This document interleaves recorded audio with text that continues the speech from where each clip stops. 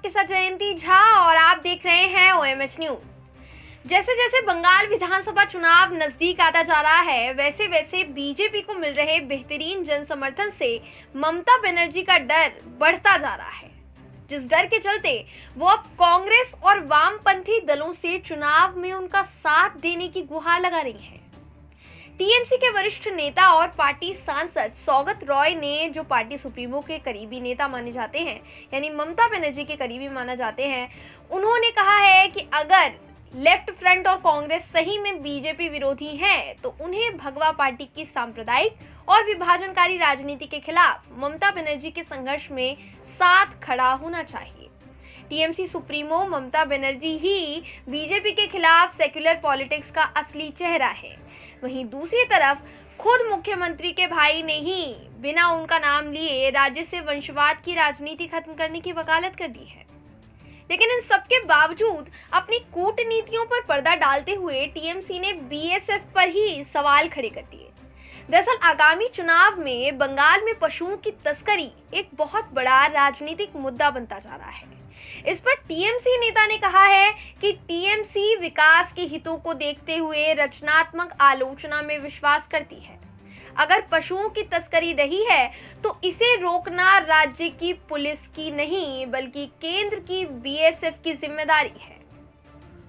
कूटनीति और भेदभाव से परिपूर्ण ममता की राजनीति का खुलासा अप्रत्यक्ष तौर पर उनके परिवार के खुद के सदस्य ही कर रहे हैं।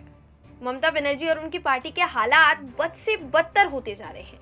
ममता बनर्जी कहीं ना कहीं ये समझ गई हैं कि भाजपा की वजह से उनकी चुनावी जमीन कमजोर होती जा रही है और वो अकेले भगवा दल का मुकाबला नहीं कर पाएंगी, क्योंकि ममता की पार्टी के हालात वैसे नहीं हैं।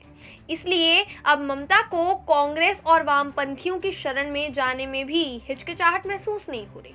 लेकिन फिर भी वो और उनकी पार्टी के नेता अपना गुणगान और भाजपा पर आरोप लगाना नहीं छोड़ रहे। अब तो जग जाहिर होता दिख रहा है कि ममता अपनी इन्हीं नीतियों के साथ चुनावी मैदान में उतरने वाली है, क्योंकि अगर उन्होंने कुछ बदलने की कोशिश की भी तो वो एक दिखावे से ज्यादा कुछ और तो लगेगा नहीं, और बीजेपी उनके लिए जिन रणनीतियों का जाल बुन रही है वो उसमें और ज्यादा फंसती ही जाएंगी।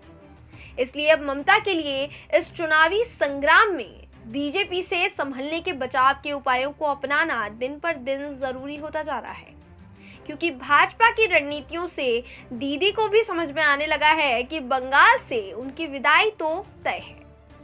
हाल फिलहाल इस खबर पर क्या है आपकी राय, कमेंट बॉक्स में कमेंट करके जरूर बताइएगा।